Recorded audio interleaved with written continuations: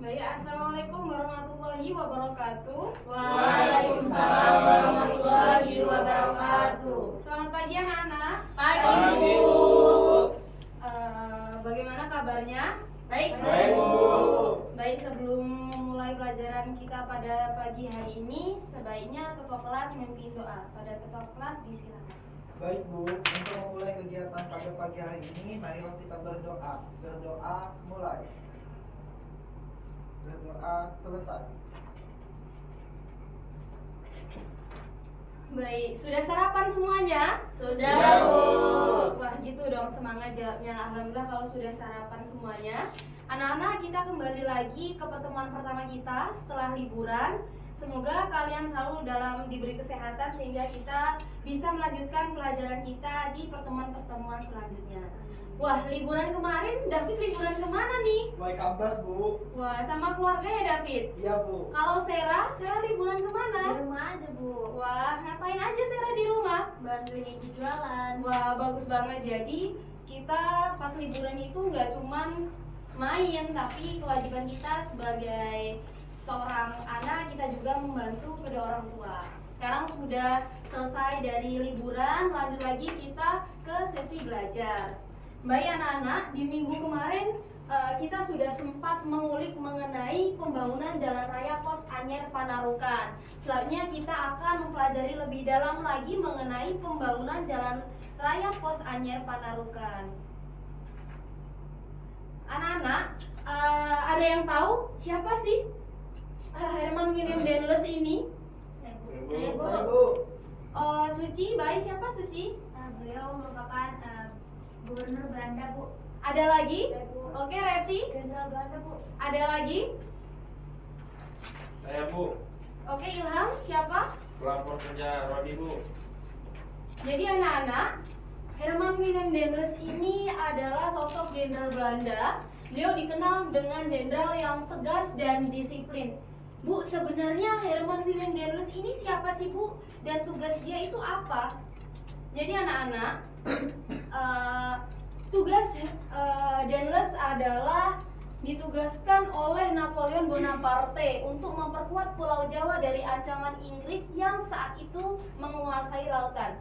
Jadi pada saat itu, sebut saja si Dendles ini adalah anak buah dari Napoleon Bonaparte. Sehingga Napoleon memerintahkan mengutus Dendles untuk memperkuat daerah kekuasaannya, terutama di Pulau Jawa, karena pada saat itu Inggris itu masih menguasai dan mendominasi, sehingga bangsa Eropa atau bangsa Belanda masih kesulitan untuk mengakses daerah sana. Lalu kalau ditanya lagi, siapa sih Bu sebenarnya Napoleon Bonaparte itu?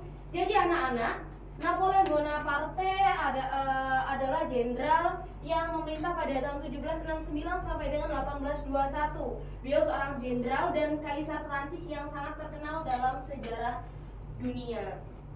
Jadi kalau bahasa kitanya, si Napoleon ini adalah atasan dari Dendles, sehingga pada saat itu karena Dendles dikenal disiplin dan kecerdasannya, Napoleon memerintah si Dendles untuk menguasai daerah sekitaran di Laut Jawa.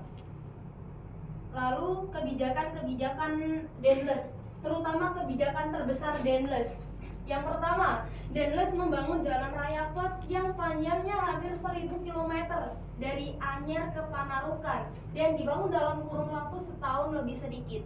Bayangkan anak-anak, pada saat itu Dendles itu membangun jalan sepanjang 1000 km tetapi dalam kurun waktu hanya 1 tahun.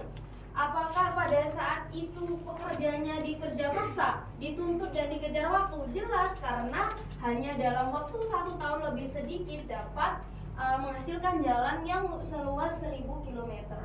Tujuannya apa, Bu? Yang pertama, tujuannya untuk memperkuat komunikasi. Kenapa memperkuat? Tadi sudah Ibu tegaskan di slide sebelumnya bahwasanya pada saat itu daerah Jawa atau daerah pesisir Laut Jawa itu dikuasai oleh Inggris. Jadi Daendels ini masuk ke sana dan memperkuat komunikasi sehingga para tentara-tentara dari Belanda itu bisa masuk dan ikut menguasai membantu Daendels di kepulauan pesisir Jawa. Selanjutnya, yang kedua, mobilitas pasukan agar Belanda kuat di Jawa. Seperti yang Ibu paparkan tadi, pasukan Belanda ini semakin kuat karena komunikasinya itu semakin baik yang disebabkan oleh komunikasi yang dilakukan oleh Daendels. Yang ketiga, mengangkat hasil tani dan perdagangan. Jadi anak-anak, pada saat pembangunan Jalan Raya Anyer Panarukan, pada saat itu pemerintah Belanda memerintah masyarakat pribumi untuk melakukan tanam paksa, yaitu mereka menanam rempah-rempah seperti cengkeh, pala. Lalu rempah-rempah itu dikemanakan, Bu? Rempah-rempah itu dijual sebagai hasil komoditas untuk bangsa Belanda. Di balik pembangunan jalan raya yang megah seperti ini, bisa dilihat gambarnya. Di balik pembangunan jalan raya Anyer yang megah, itu ada sisi gelap dari pembangunannya. Yang pertama, yakni mengakibatkan banyaknya korban jiwa. Karena apa? Karena adanya tekanan, kurangnya makan, dan mereka dituntut untuk bekerja tanpa istirahat hanya untuk membangun jalan sepanjang 1000 km. Yang kedua, kemiskinan pribumi. Kemiskinan ini di mana-mana, Nak. Karena mereka hanya dituntut untuk menanam dengan harga jual barang yang sedikit. Selanjutnya yaitu kenapa sih pada saat itu Daendels sangat ingin sekali membangun Jalan Raya Pos Anyer ini? Yang pertama, Jalan Raya Pos Anyer ini dibangun sebagai pertahanan komunikasi dan ekonomi kolonial. Tentara Belanda semakin kuat pertahanannya karena pada saat itu jalan sudah semakin mudah, sehingga akses pada saat itu mudah untuk melakukan kegiatan-kegiatan di perjalanan ekonomi, sehingga perjalanannya sudah mulai lancar. Tapi di balik pembangunan itu mengakibatkan infrastruktur di Indonesia, meskipun pembangunan infrastrukturnya mengakibatkan korban jiwa, tetapi di balik itu semua ada juga nilai-nilai sejarahnya, anak-anak, yakni disiplin, kerja keras, dan rasa kemanusiaan, meskipun pada saat itu tidak ada rasa kemanusiaan sama sekali. Jadi setelah apa yang Ibu paparkan tadi, anak-anak, di sini nanti akan ada tugas diskusi. Sebelum itu ada yang ingin ditanyakan? Saya Saya, Bu. Oke, baik, Sera. Kenapa sih, Bu, kisah asli mengenai upah tidak dijelaskan secara asli di cerita sejarah? Baik, pertanyaan yang sangat bagus. Ada yang ingin menanggapi dari pertanyaan Sera tadi? Saya, Bu. Oke, Eci, silakan. Jadi Bu, saya pernah baca di salah satu buku sejarah bahwasanya sejarah itu ditulis oleh pemenang dari sejarah. Nah, betul sekali apa yang dikatakan Eci dan pertanyaan yang diajukan oleh Sera tadi. Sejarah itu bisa ditulis oleh pemenangnya atau yang memegang sejarah, tetapi ada bukti yang bisa memperbarui ketika sejarah itu melakukan pembaruan bukti. Dan juga bukti-bukti terbaru bahwasanya sebenarnya Daendels itu memberikan upah anak-anak kepada pribumi, tapi nyatanya pada saat itu uang yang diberikan Daendels itu tidak sampai ke pribumi. Karena apa? Karena pada saat itu uangnya dikorupsi oleh gubernur-gubernur yang menjabat pada masanya. Ada lagi? Tidak, Bu. Tidak, Bu. Baik. Di sini Ibu akan share tugasnya setelah kalian melakukan diskusi. Ada tim pro dan tim kontra. Tim pro dari Sera dan tim kontra dari David. Baik, diskusikan selama 2 menit. Setelah itu maju ke depan. Baik, Bu.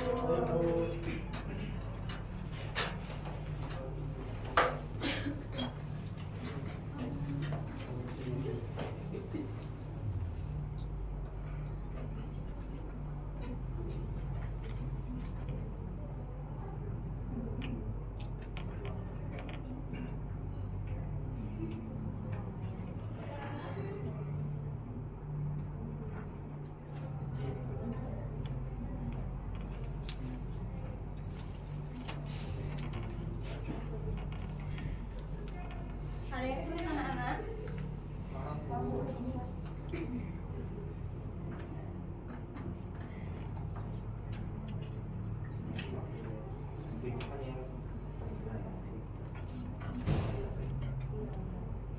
Sudah anak-anak? Sudah Bu? Sudah, Bu. Baik, silakan maju ke depan. Untuk tim pro bisa di sebelah kanan dan tim kontra bisa di sebelah kiri. Oke, langsung saja anak-anak, dari topik tadi bisa langsung dijelaskan pendapatnya. Oke, baik Bu. Sebelumnya di sini kami dari tim Pro akan menyampaikan pendapat kami. Menurut saya, pembangunan Jalan Raya Anyer Panarukan pada masa Dendels itu membawa kemajuan besar. Bayangkan jalan sepanjang itu lebih dari 1000 km menghubungkan Anyer sampai Panarukan. Itu luar biasa sekali. Untuk ukuran tahun 1808, mobilitas jadi lebih cepat dan Pulau Jawa akhirnya punya jalur darat utama. Baik, saya dan kami di sini dari tim kontra ingin menyampaikan pendapat dari yang disampaikan oleh saudari saya. Tapi Anda lupa satu hal penting. Jalan itu memang panjang dan megah, tapi dibangun dengan kerja lodi. Mengapa? Dikarenakan rakyat di situ dipaksa bekerja tanpa upah, banyak yang mati karena kelaparan dan penyakit. Apakah itu bisa disebut sebagai kemajuan? Aku paham maksud kamu David, tapi kita juga harus melihat manfaat jangka panjangnya. Meskipun dibangun dengan cara yang kejam, jalan itu tetap bermanfaat sampai sekarang. Banyak bagian jalanan yang masih digunakan dan menjadi dasar jalan nasional di Pulau Jawa. Artinya proyek itu punya nilai historis dan fungsional. Nilai historis ya? Bagi masyarakat rakyat saat itu, sejarahnya adalah penderitaan. Dan mereka tidak menikmati manfaat jalan itu. Semua dilakukan untuk kepentingan Belanda agar pasukan mudah bergerak dan hasil bumi lebih cepat dikirim ke pelabuhan. Lalu rakyat hanya jadi korban, bukan penerima manfaat. Tapi bukankah setiap pembangunan besar pasti menuntut pengorbanan? Tanpa keberanian Dendels membangun proyek besar sebesar itu, mungkin Pulau Jawa itu tidak akan terhubung secepat itu. Infrastruktur seperti ini juga menjadi fondasi bagi perkembangan ekonomi di masa selanjutnya. Pengorbanan itu bisa diterima kalau adil, tapi ini bukan pengorbanan. Ini adalah penindasan. Rakyat tidak punya pilihan. Mereka dipaksa kerja rodi, bukan karena ingin membangun negeri, tapi karena takut dihukum. Itu bukan kemajuan, itu kekejaman yang dibungkus oleh proyek. Aku tidak menyangkal sisi kelamnya, tapi faktanya jalan itu tetap menjadi simbol bahwa bangsa kita mampu membangun sesuatu yang besar, meski dalam tekanan penjajah. Mungkin itu juga yang memupuk semangat rakyat untuk suatu hari nanti membangun dengan cara mereka sendiri. Kalau begitu, biarlah jalan itu jadi pengingat bahwa pembangunan sejati bukan hanya sekedar tentang hasil, tapi juga tentang kemanusiaan. Jadi jangan sampai kemajuan dibayar dengan penderitaan. Cukup Bu, dari Polri. Wah, luar biasa sekali tadi perdebatannya. Silakan duduk.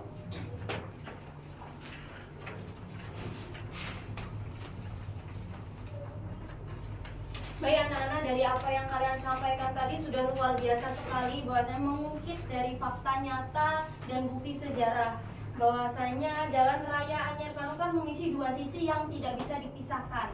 Satu sisi gelapnya dari proses pembangunannya, di sisi lain infrastruktur pada saat itu meningkat sehingga terbentuknya atau terciptanya pembangunan Jalan Raya Anyer Panarukan. Baik anak-anak, Ibu setelah ini terima kasih atas diskusinya tadi. Setelah ini kita akan melakukan evaluasi. Di sini Ibu mau share link game ke kalian. Nanti kalian isi ya sebagai bahan evaluasi dan proyek. Yang pertama setelah kalian melakukan presentasi tadi.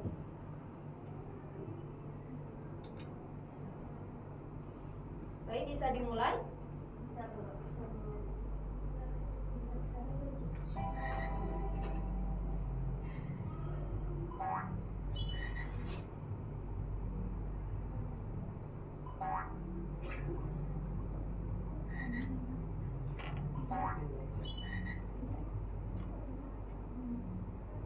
Sudah saya share.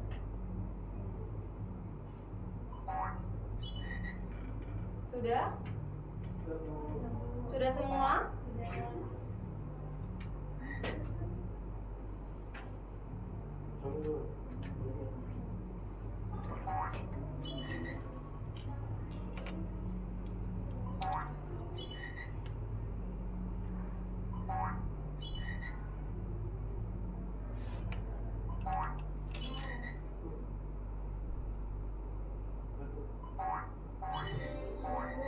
Sudah? Ayo.